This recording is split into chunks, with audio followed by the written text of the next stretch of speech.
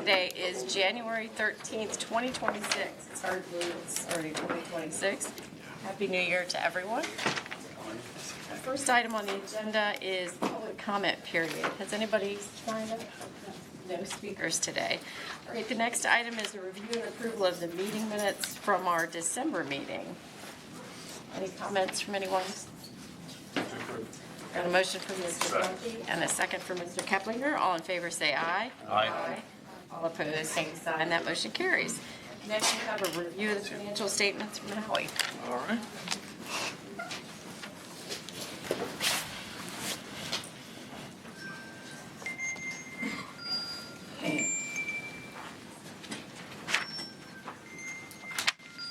Good morning, Madam Chair, Commissioners of the VBDA, City Council members, and Vice Mayor. I will be going over the financial activity and monthly cash flows for December. For the operating cash account, we had a beginning cash balance of $10,309,942.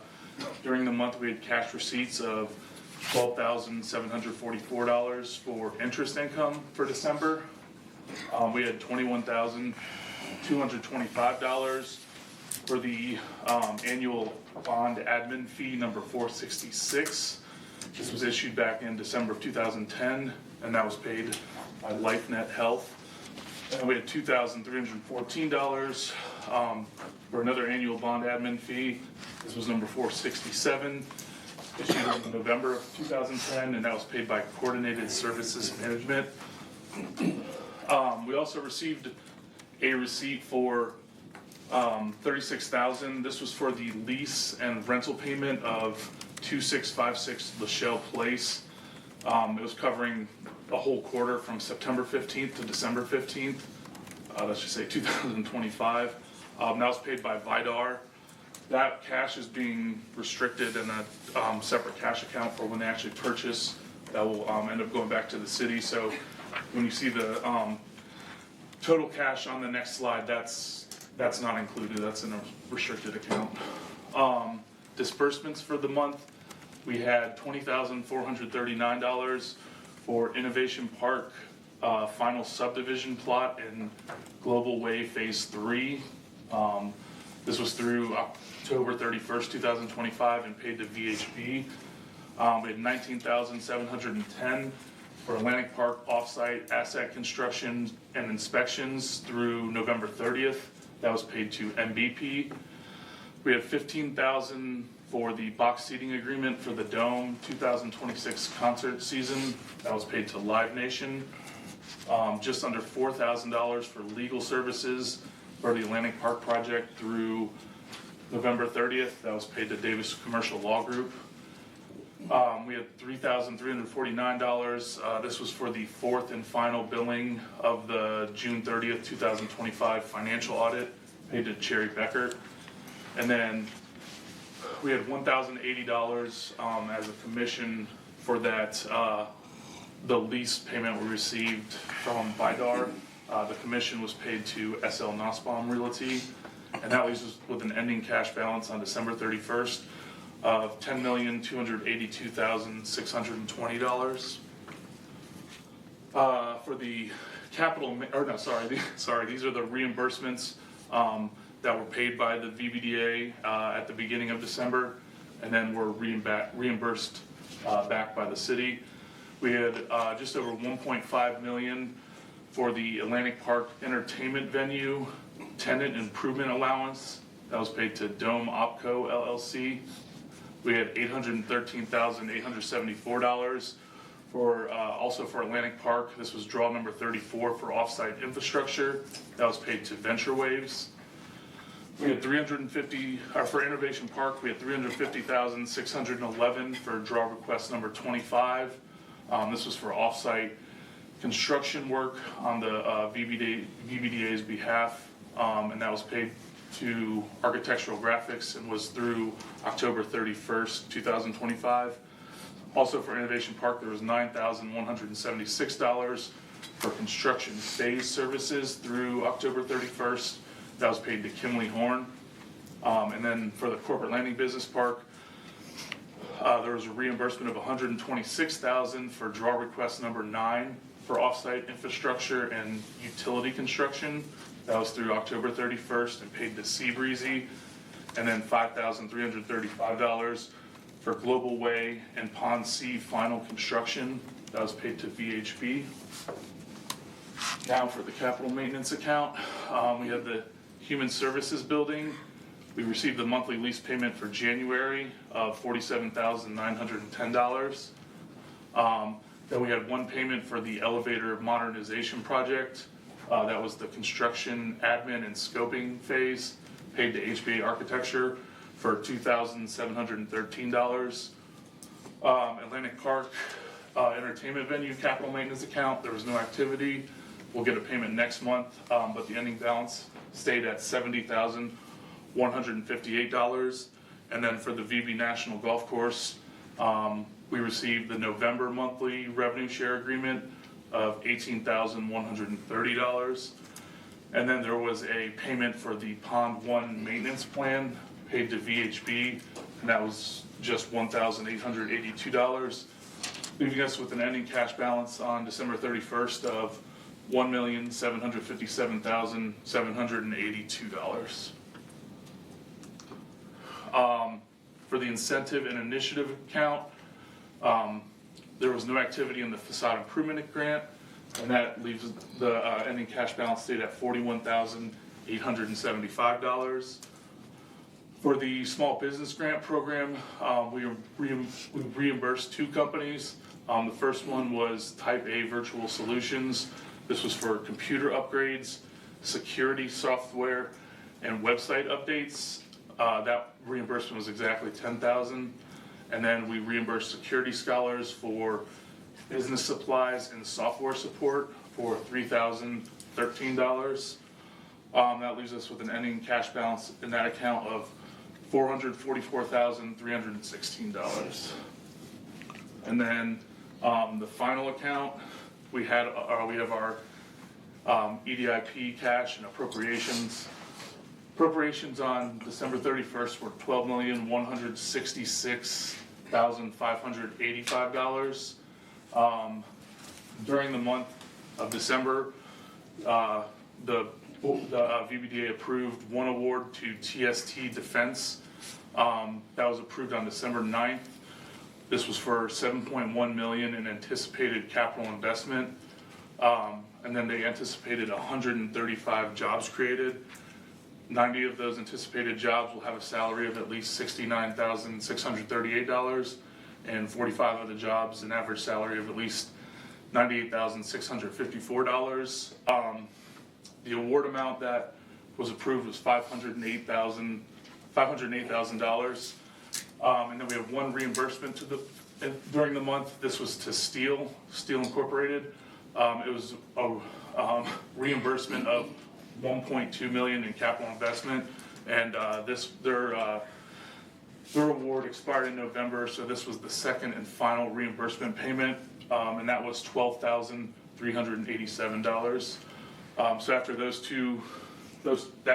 after that activity, the encumbered balance for EDIP Part A was $6,248,694.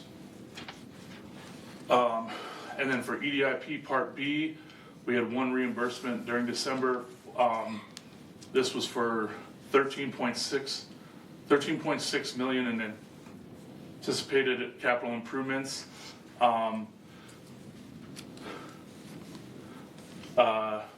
So they spent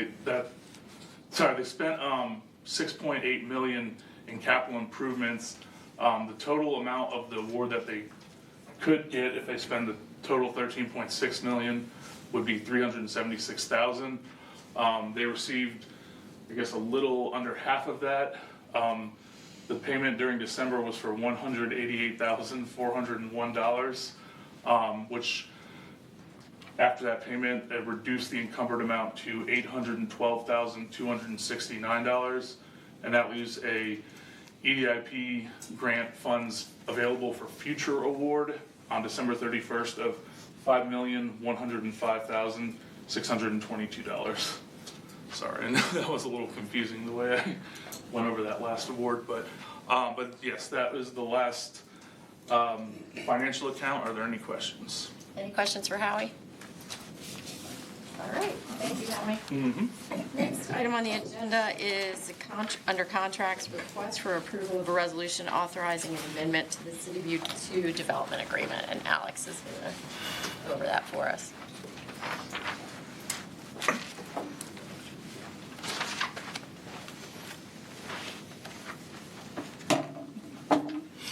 Morning, Madam Chair, members of council. We're here today for a request to amend a contract from back in 2017. This relates to the City View development, which is over on the corner of Constitution and Bonnie. That's some disclosures.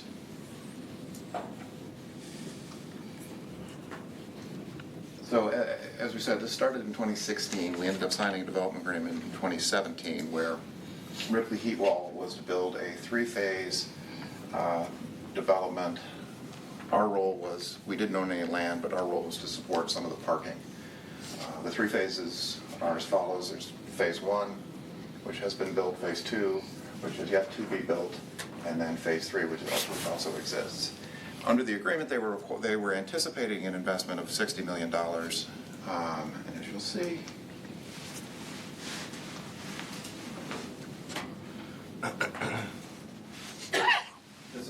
this is what has happened to date. The $60 million anticipated, they actually are over $87 million, which is obviously a lot more. But as we say, phase 2 has yet to be completed. The way the public participation worked was to the extent that this project increased real estate taxes, that increment would go back to the developer in the form of an incentive until they got up to $10.2 million to offset their parking costs. They are responsible for operations and maintenance of the garage. The only hook on our end is that it had to be free and open to the public. We have the right to terminate those payments, however, if they have not completed all three phases within 72 months, which is right about now. So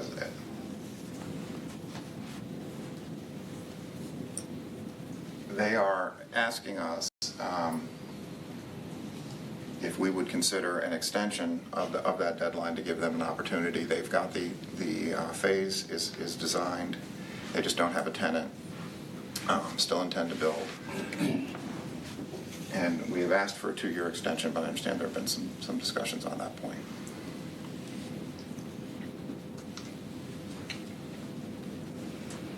Right. And we would just ask for a modification to the term of the development agreement, extending the deadline for completion of all three phases. How much of the $10 million has been paid?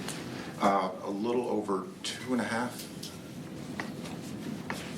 I didn't hear the question. How much of the 10 million total incentive has been paid to date? It's 2.5, and then we're thinking another 13 years, give or take.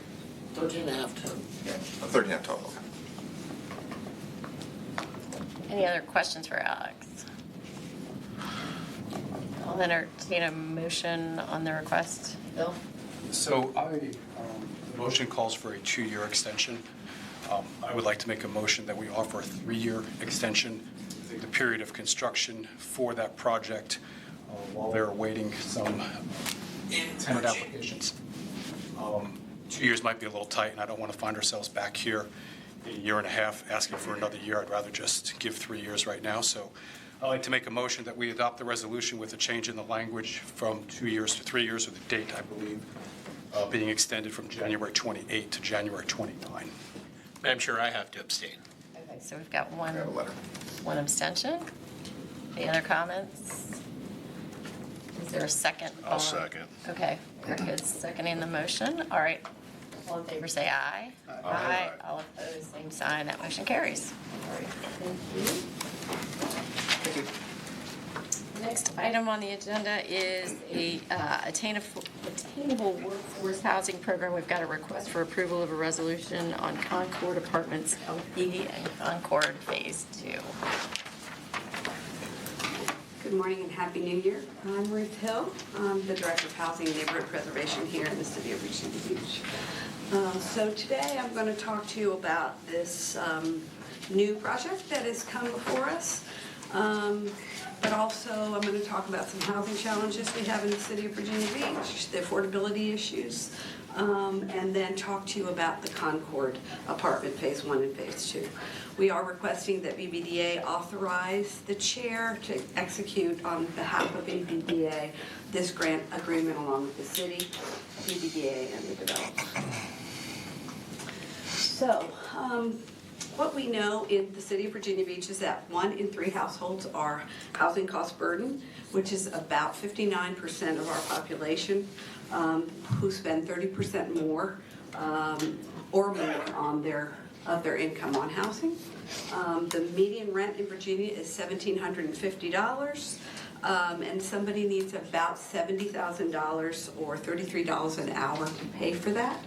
And that is not, there's just a critical need. It's not sustainable for those that are very low income households or those that are low income households. Many of those are employed in the top 10 industries here in our city, and so it often bears a burden for them that is not sustainable. Additionally, affordable housing, attainable affordable housing is one of the city council's priorities. So we started a new program in 2025. We launched the Attainable Workforce Housing Performance Grant, and it is a partnership between the city of Virginia Beach and BBDA. It provides an incentive for private developers to create safe, affordable, multifamily rental housing, and it is self-sustaining and performance-based. So the annual grants are provided to the developer based on the percentage of the incremental real estate taxes that are generated by their approved development. There are some criteria. It must be a new construction project. It must be developed by a for-profit entity. It is only available for new multifamily affordable rental units that have not started construction. And the applicants must have a gap in financing. They must be fully affordable, or it can be a combination of mixed income, mixed use projects. The projects that have any kind of demolition would have to have a minimum of 20% of those units to be affordable to be able to use this grant. And projects must have come through the zoning process before they can apply for the grant through us. So I will go on. This request is for Concord Apartments. It is LP and Concord's Phase 1 and Phase 2, and the principal is SL Nussbaum. It is new construction on vacant land. There are no other improvements on this property. The developer is planning on submitting under the LIHTC application in March, in just a couple of months. First Phase 1 will be 9% competitive, and then Phase 2 would be at the 4%. The project has zoning approval, and it is expected to start construction in March 2027. Total development costs are expected to be $53,423,647. So there is a funding gap of $2,403,000. This site will be built consecutively, Phase 1 and Phase 2.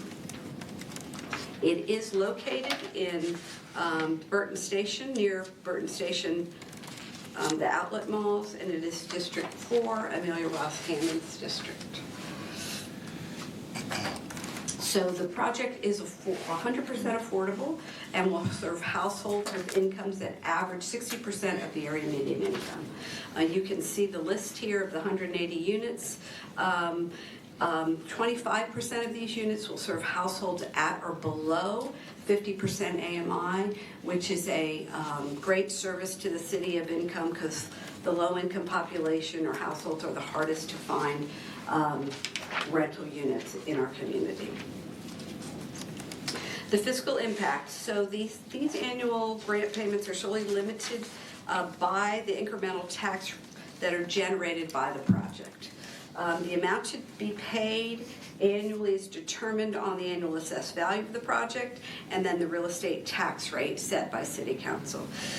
This expected first-year grant amount would be $191,766, or about $1,000.65 a unit. And this first-year estimate is based on the recent assessed values of affordable units. As you understand, there is nothing in that area that we could assess, but it's those that are assessed in the area.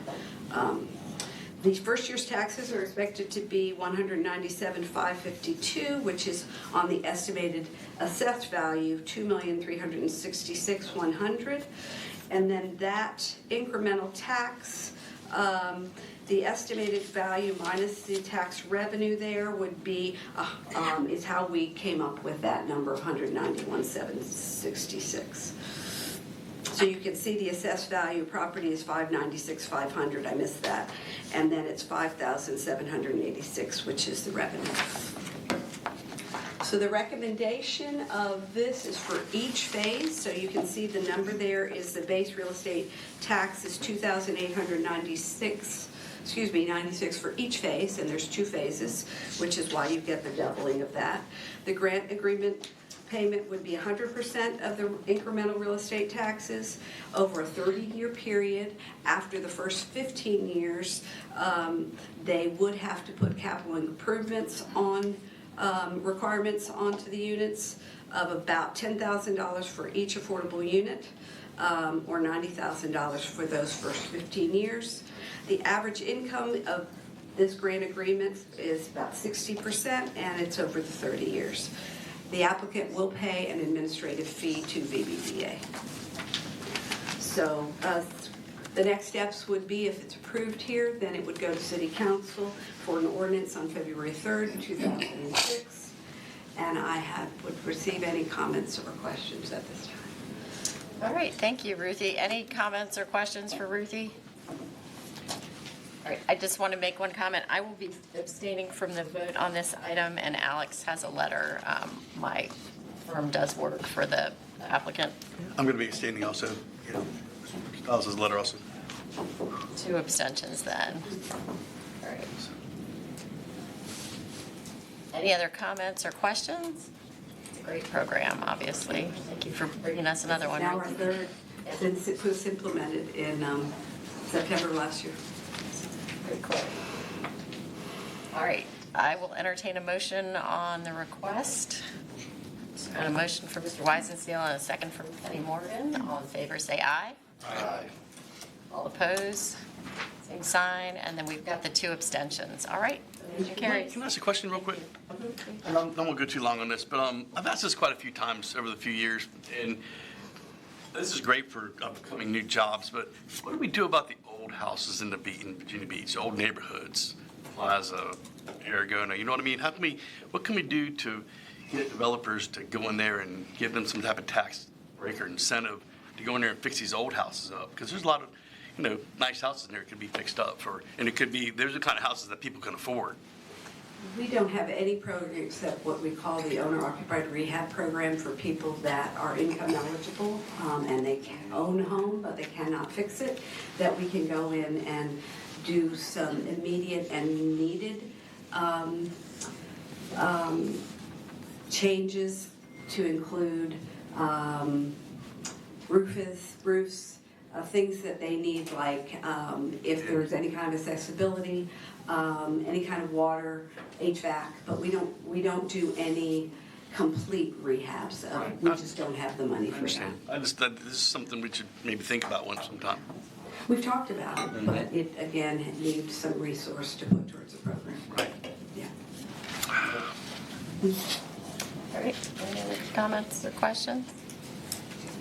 Thank you so much. All right, next item on the agenda under Economic Development Investment Program is a committee update from Natalie.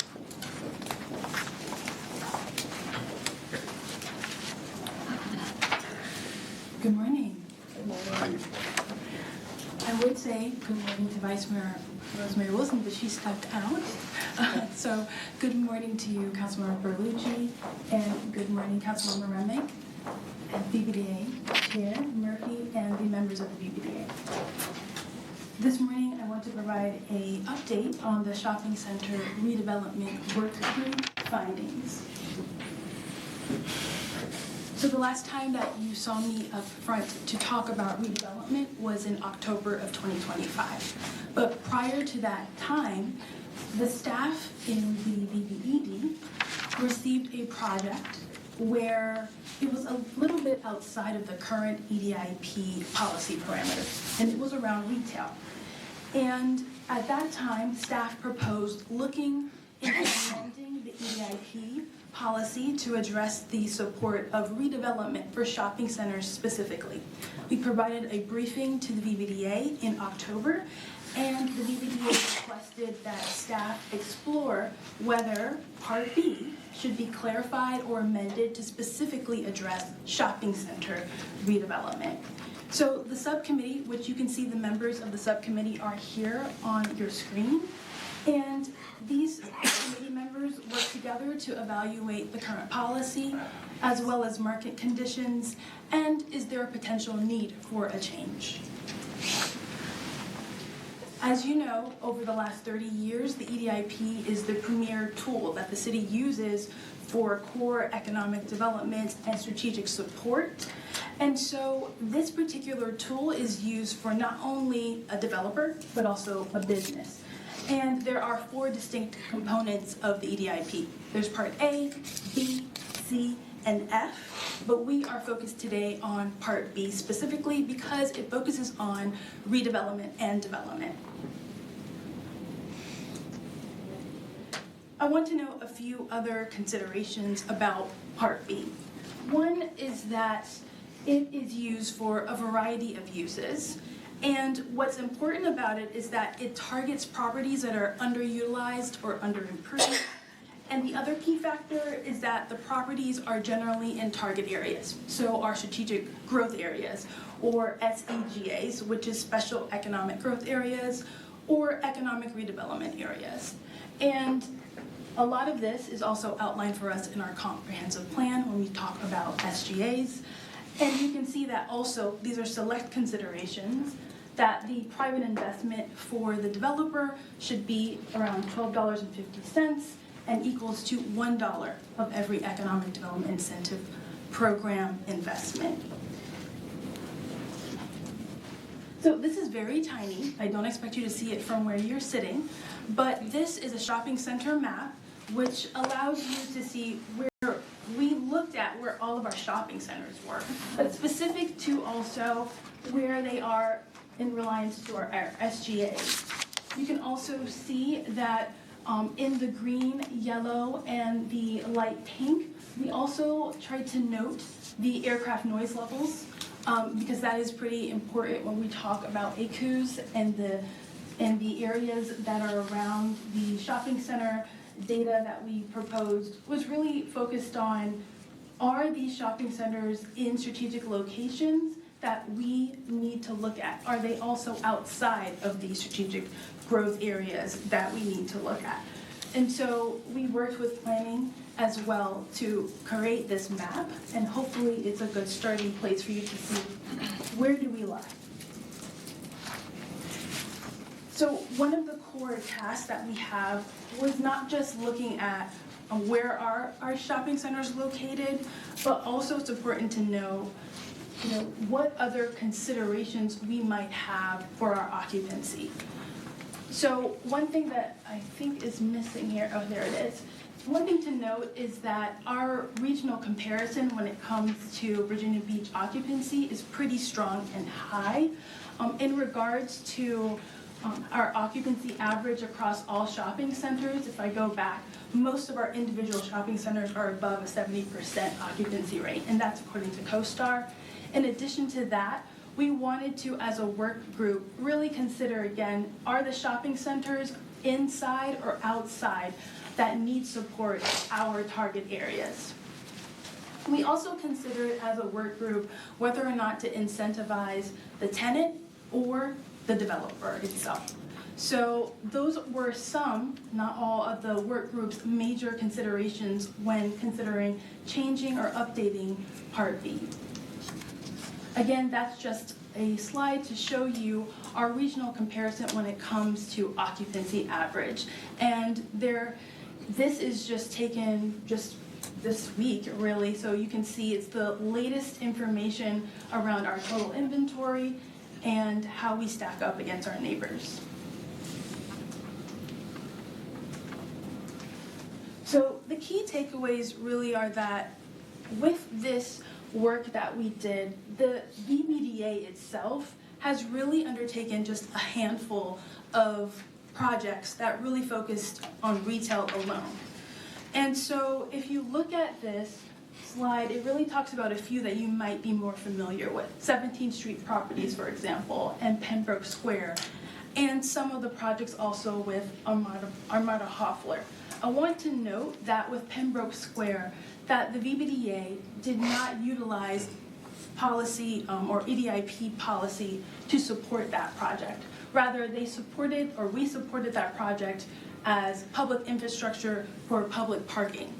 And so one of the things that is pretty important to note here is that most of the shopping centers that we found that did have a higher vacancy space, there was really only six that really had individual commercial spaces that were higher than 15,000 square feet.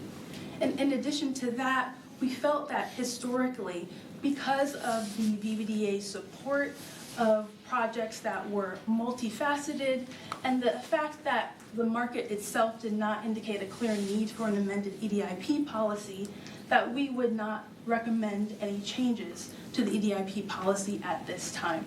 Really, the current market does not indicate that there is a high occupancy, and there's a limited amount of individual vacancies as well. Overall, if we are to get additional projects, that we, or the council really, retains their own discretion to look at the policy and to make changes to it if they fall outside of Part B. And staff just in general will continue to monitor any conditions and return if needed. Any questions?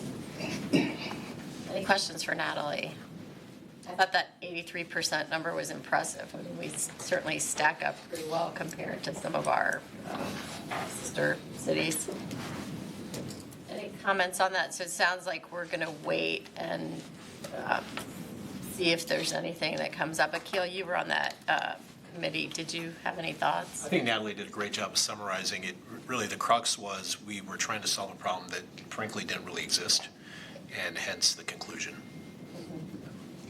As far as Pembroke, if somebody had, I mean, it sounds like we've done the parking participation, and that might be an option for some if they wanted to do like multifamily or mixed use where there was a parking garage component. Yes, I want to also emphasize, thank you for that question, that the majority of the times where the VBDA has really considered retail has been because it's an outstanding reason to do so, or there is more than just retail that's a part of that decision making. So it's retail and housing, or as you can see with Pembroke, it is the crux of our town center shopping experience, right? And it is quite the investment itself that the developer made into that project. So there's considerable reasons why in the past VBDA has made those decisions, but yes, public parking, that's a consideration, and you've done it for other projects, not just with Pembroke, but yes, you can consider that as well. Okay. Any other questions for Natalie or the committee members? I guess Mike's not here, so it's really just Akil. All right, thank you so much, Natalie. We appreciate you and the committee looking into that for us.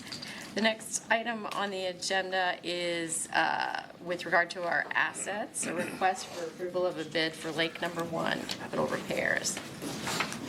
Pam.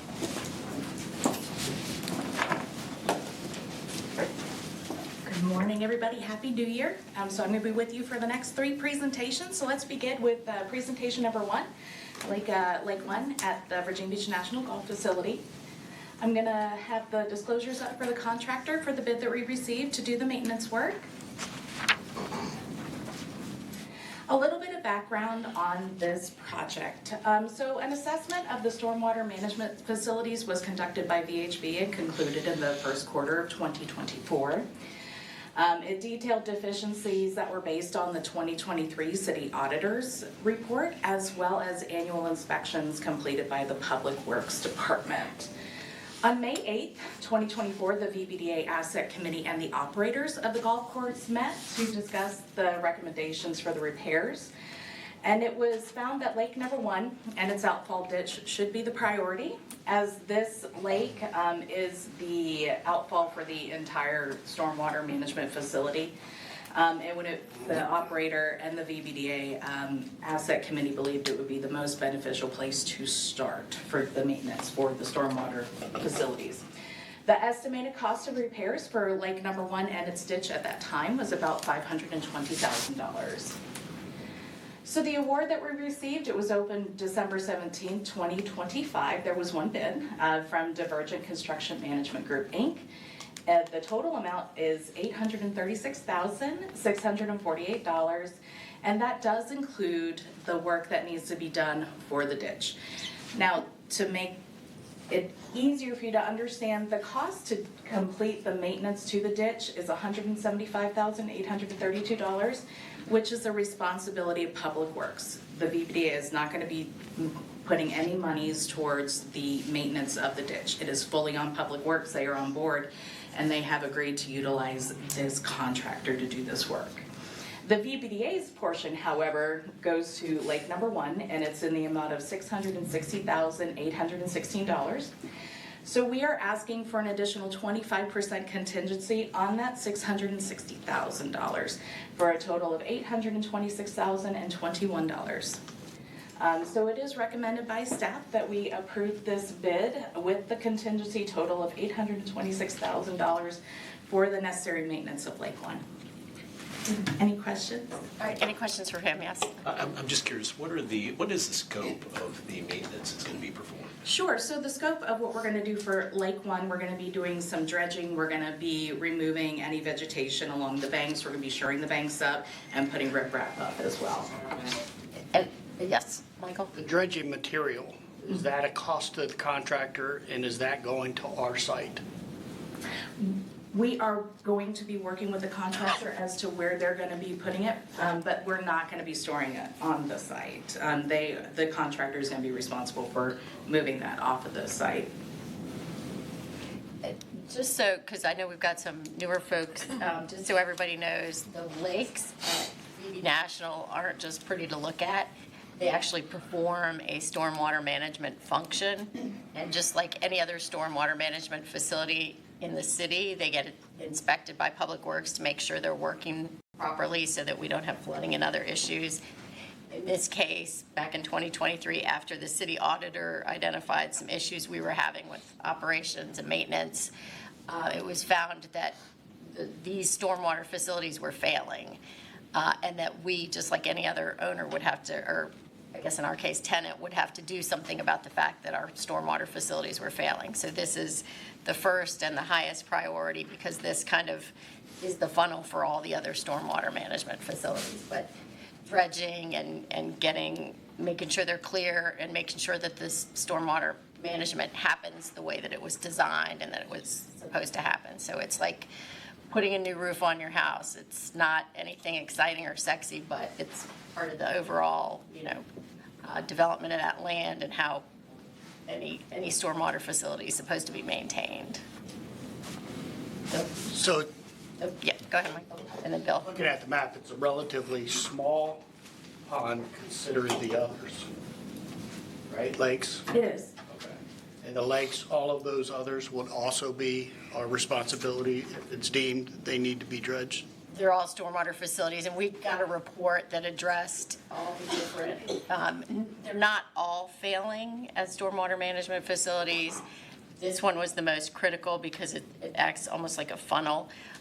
There are multiple other areas that, Yeah, I'm just Have to be considering addressed. the long-term. yeah, this was just the number one priority. But it is it's stormwater management facility really that we're trying to get back into compliance with the requirements of that. Now, Bill, sorry. I have two questions, somewhat related. The first question is, should there be any consideration, or has there been consideration, given to the timing of this request and the outstanding RFP related to this property? Sounds like it's a deputy director question, Emily. Good morning. And Amanda, potentially. Yes, we understand there's an RFP out for this, but because this is so critical for the stormwater function of the whole facility as the outfall, regardless of what happens with the property, it's very much needed sooner than later and will benefit us or whomever in the long run. And my second question, Emily, I have a feeling is going to come to you as well. I am the liaison to the ITATA Citizen Advisory Committee, and within the past month or two, there was a presentation there that had suggested that the improvements put forth exceed the requirements of this particular property because of some grandfathered nature of some of the stormwater, a little bit outside of my area of expertise.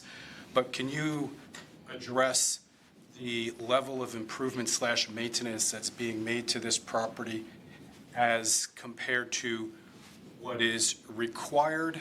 And I'm not saying that I want to be a minimalist, but could you just generally address the level of improvements and the suggestion that the overall cost of the entire property, all projects, you know, the number that's floating around in the millions of dollars is just part of that, that those numbers are inflated because of excess improvements being suggested?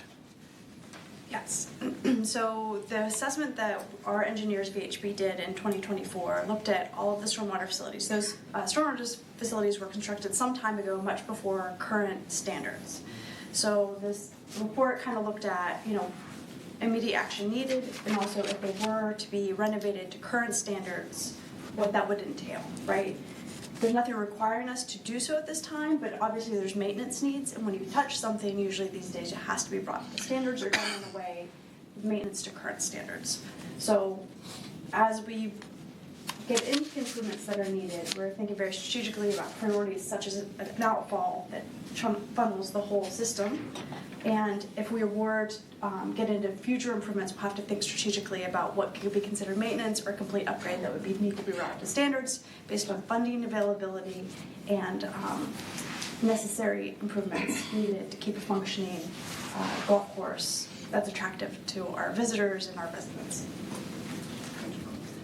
So, and I think, and Emily, correct me if I'm wrong, but again, any stormwater management facility built in the city, whether it's on private property, wherever it's built, is required to be maintained to a certain level, obviously, so that it continues to perform the function that it was designed to perform, meaning that it filters and detains stormwater so that we don't have a flooding situation.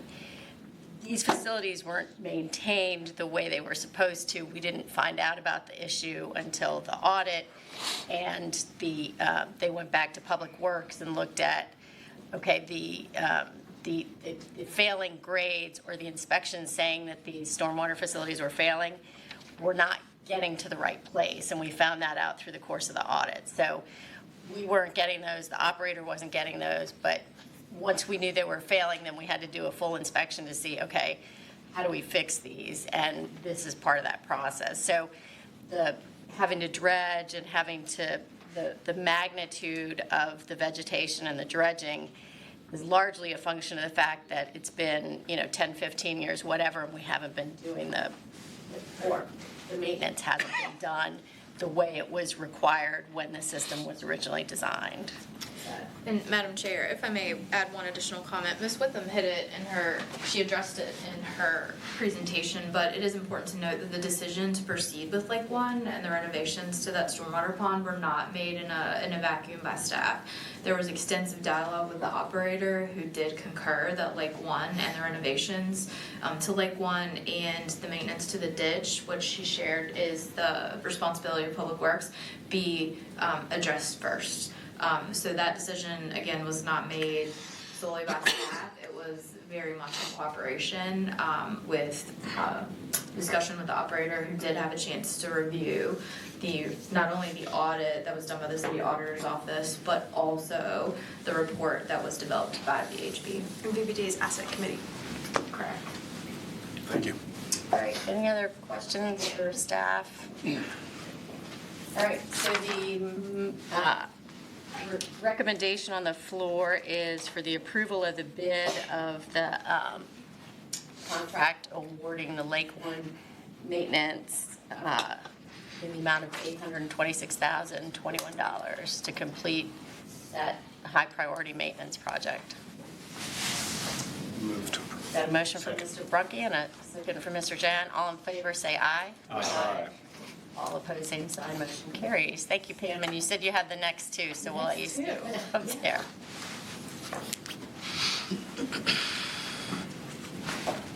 Okay, so before I get started, I wanted to let everyone know that the next two presentations, we do have Greg Schmidt from Kimley Horn. He's our partner that has been working with us on the construction design. Also, for the next two slides that you're going to be hearing from me in the design criteria for Corporate Landing and Innovation Park, it is required that the VBDA board does vote on the construction design, and we have your approval for them to get their permit to begin construction. So that's why you're hearing these next two from me. So look at the disclosures for the Miller Group. So this property is right on the corner of Perimeter Parkway and Corporate Landing in Corporate Landing Business Park. A little bit of history about this parcel in particular. There was a land swap in 2022 for the expansion of the Sanyo facility, where VBDA acquired a little bit over 7 acres of land, and Oceana Development, the Miller Group, acquired about 10 acres of land in the Corporate Landing Business Park to construct a 100,000 square foot industrial spec building. The construction commencement deadline is March of 2026. So this property is zoned I-1. The building footprint is going to be a little bit over 100,000 square feet. It's going to have 181 parking spaces, where the use is going to be a warehouse office space. The construction materials are going to include metal and brick finishes, and important to note, they are not seeking a variance or a waiver from the design guidelines for Corporate Landing. Here are the elevations.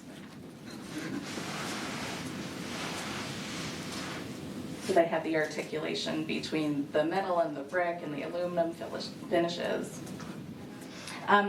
Staff recommendation, we recommend approval. This meets the Corporate Landing design criteria, and construction is scheduled to begin as soon as the permit is issued. And again, it is the board's vote that is going to be going into the permitting office to let them know that we do approve the construction materials that are being presented to you today. Any questions? Any questions for Pam? Pam, could you just kind of let folks know the determination that the proposal meets the design criteria? There is a group that looks at that, right? So you have staff here in the office that looks at this, and we also partner with staff in the planning department as well. Great, thank you. All right, I'll entertain a motion on the request authorizing construction design for Oceana Development LLC and Corporate Landing Business Park. Got a motion from Mr. Weissenseal? Second. Second from Mr. Harris. All in favor, say aye. Aye. All opposed, same sign. That motion carries. All right, Pam, the next one. Next one. All right, so we're going to move to Innovation Park for acoustical sheet metal. Here are the disclosures.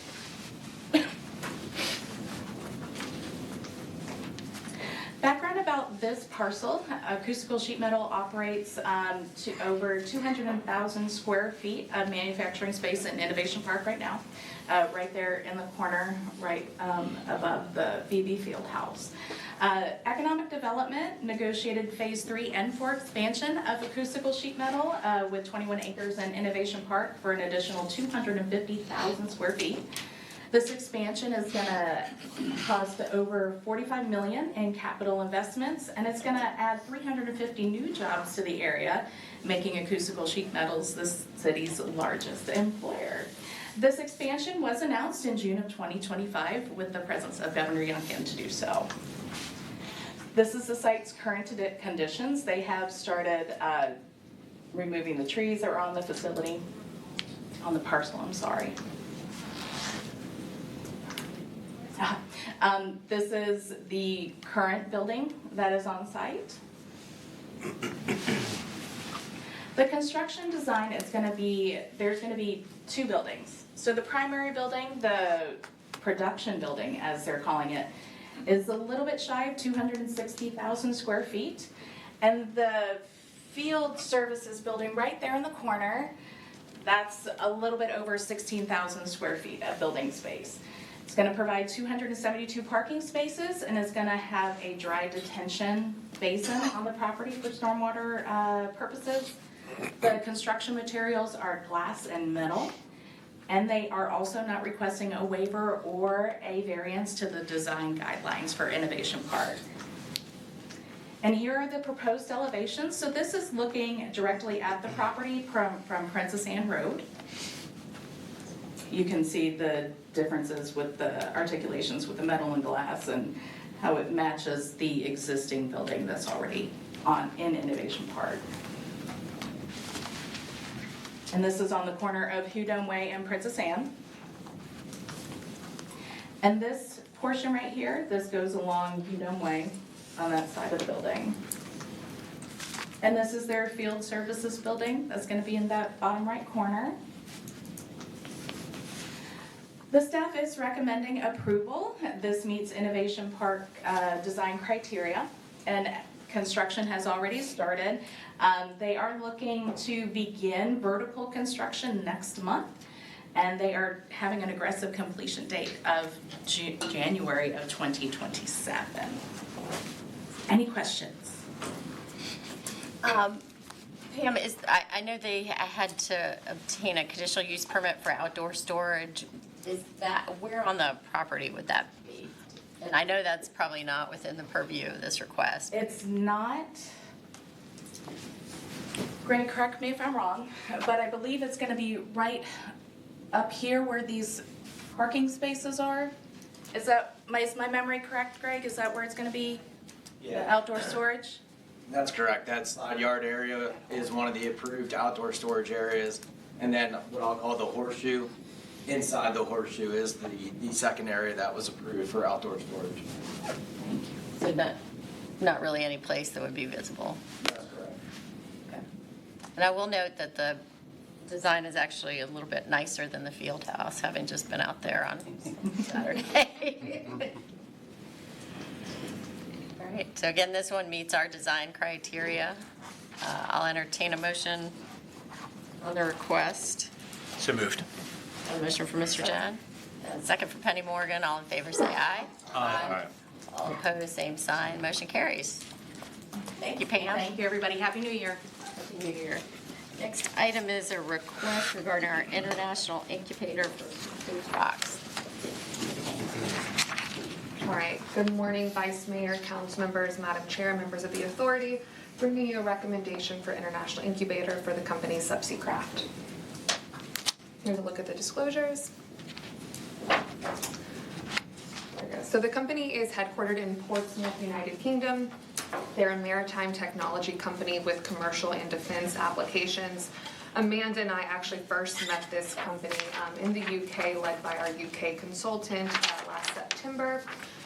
This would be step one of a larger project for them in the area, the larger project being supported by VDP and the Alliance. So their products are focused on high-speed surface vessels, both crewed and uncrewed, with subsea capabilities.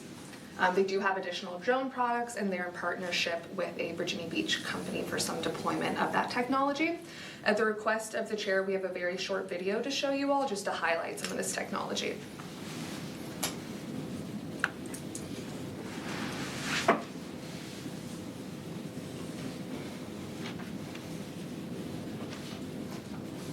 See if we can get it to work.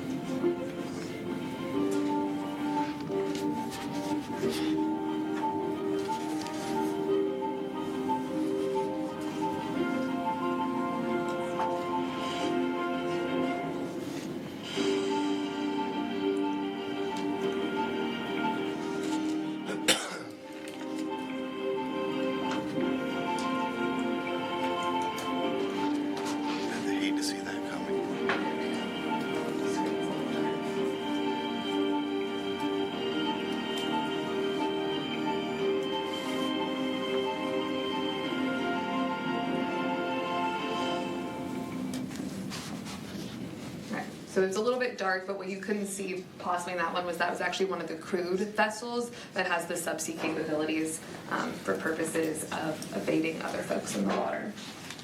So a little bit about the incubator as a refresher. So we opened this in 2021. It's a soft landing spot for international companies who usually will set up a small sales office in the US before growing their larger operations, which is exactly what Subsea Craft is looking to do. We expanded the footprint in 2024. After this one, there would be 3 vacant offices. Look at the incentivized payment structure. Again, we imagine that Subsea Craft will expand before the 2 years is up out of this. And the recommendation is approval of the International Incubator to Subsea Craft. Thank you, Paige. I think what's so exciting about this is, number one, you and Amanda found this company on a... With support of our UK international consultant, yes, on the trip. And that we think they're going to get into the incubator and expand. We're actively working on the larger expansion project at this time. Yeah, which is exciting. While I'm thinking of it, this really fits well within the Alliance playbook. Would you explain the process? Because I think most everybody's heard about the playbook, and we're sort of leaning into the things that our region does well, which is military and how is the process working? I know each individual locality is supposed to meet with the Alliance to really come up with and fine tune, and maybe that's something. Yeah, and I can point to Natalie, because I know Natalie and I believe Emily as well, and possibly Amanda have already met with the Alliance and are working on where Virginia Beach's strongest capabilities are, where we fit in the playbook. And we don't say. This one, moment. Thank you, Peggy. Absolutely. Good morning again.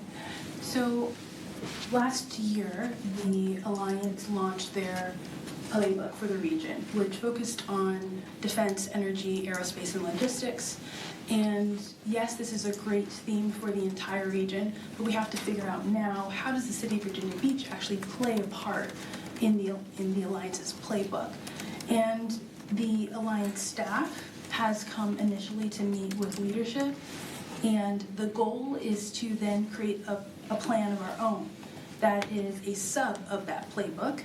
And we will start by talking with staff members, all of our VBA staff, as well as stakeholder groups such as VBA. So we'll be coming back to discuss the playbook with you all at the appropriate time and get that ready for our own playbook, which should launch later this summer.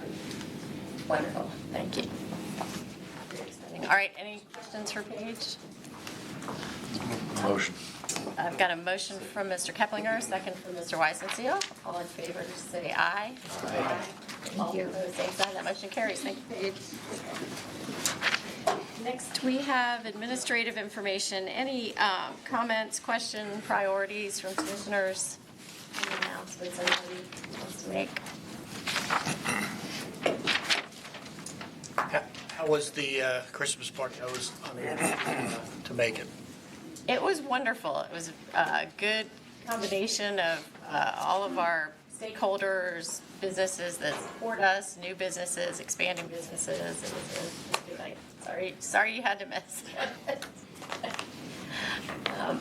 I'll mention that Akil is being honored by Junior Achievement. He's being inducted into the Junior Achievement Business Hall of Fame in March. It is a very big deal, and it's impressive, and it's based on his contributions and his work brilliant in all of Hampton Road. So congratulations. Very kind of you. Thank you. Very, very big honor. Anything else? All right, we'll go ahead and move to the director's report. Amanda?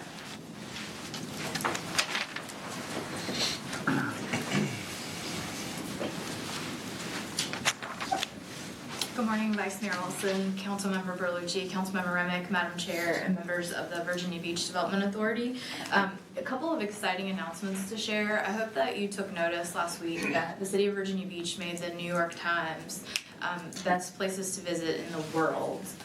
Top 52. It's the first time we've ever received that designation, and it's a pretty incredible opportunity for us to leverage that exposure with the New York Times. So very much appreciate the team from the Convention and Visitors Bureau working with the New York Times and their writers to ensure that we were represented. We'll be sure to share a link to that article with you in hopes that you can share it as well.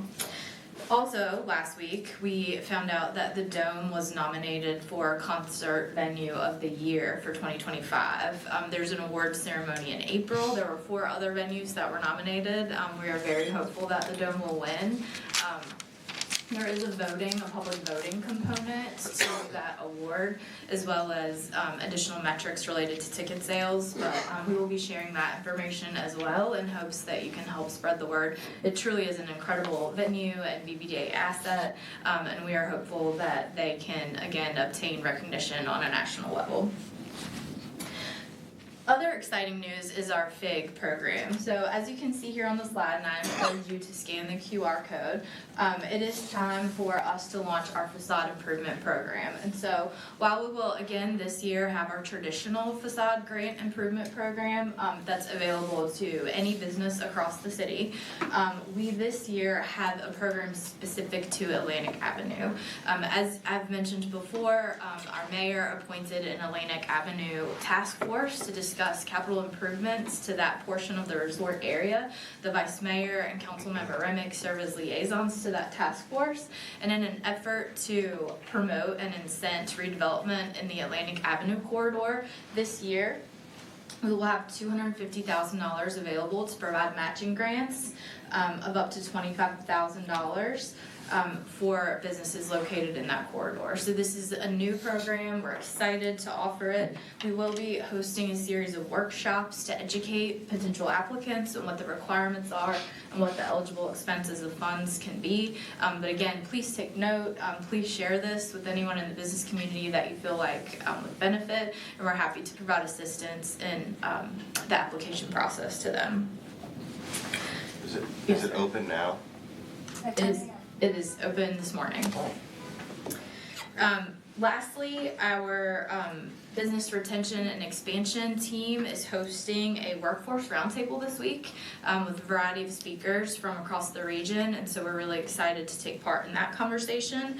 And the RFP for Oceana East that I mentioned at our last meeting is open until March 6th. So I'm happy to take any questions. Lots of great news for the city, lots of really wonderful national and international media attention, and again, please help us spread the word regarding these grant programs.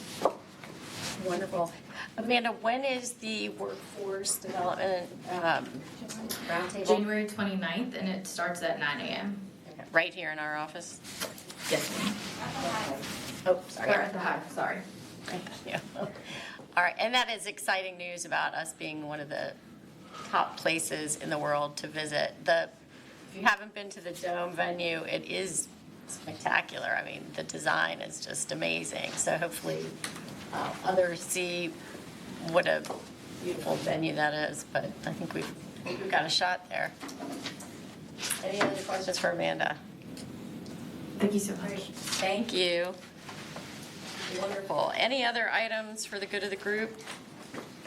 Hearing none, the chair will entertain a motion to recess into a closed session pursuant to the exemptions from open meetings allowed by section 2.2-3711A Code of Virginia as amended for the following purposes. 1, legal matters.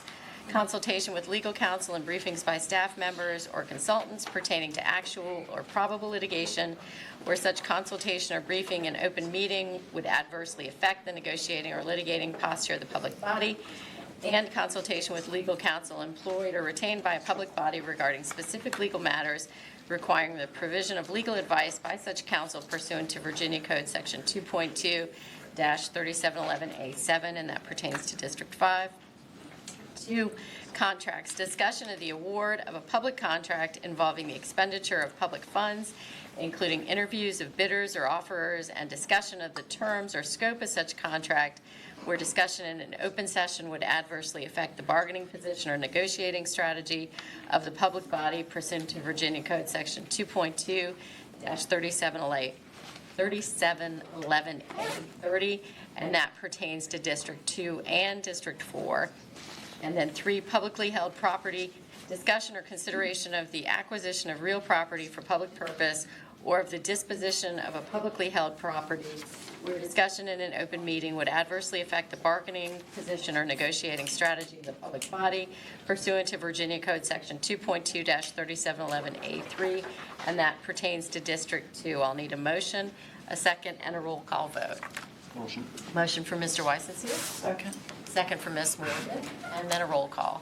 William Brunke. Yes. Michael Harris. Yes. Phil Dent. Yes. Eric Heffernan. Yes. Esmo Meeks. Yes. Penny Morgan. Yes. Lisa Murphy. Yes. David Weiner. Yes. Joe Johansson. Yes.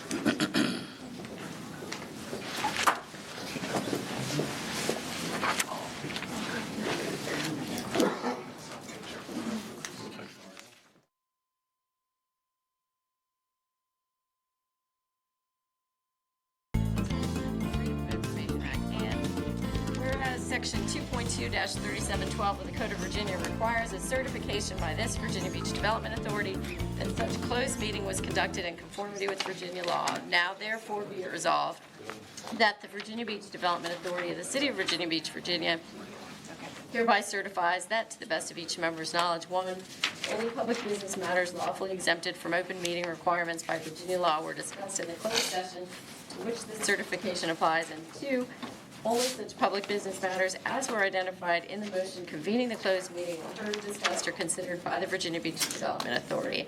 I need a motion, a second, and then a roll call vote. Motion. Motion for Penny Morgan, and a second for Mr. Reeves. Roll call. William Brunke. Yes. Michael Harris. Yes. Phil Dent. Eric Heffernan. Yes. Esmo Meeks. Yes. Penny Morgan. Yes. Lisa Murphy. Yes. David Weiner. Yes. Joe Johansson. Yes. All right, we're clean. Thank you all.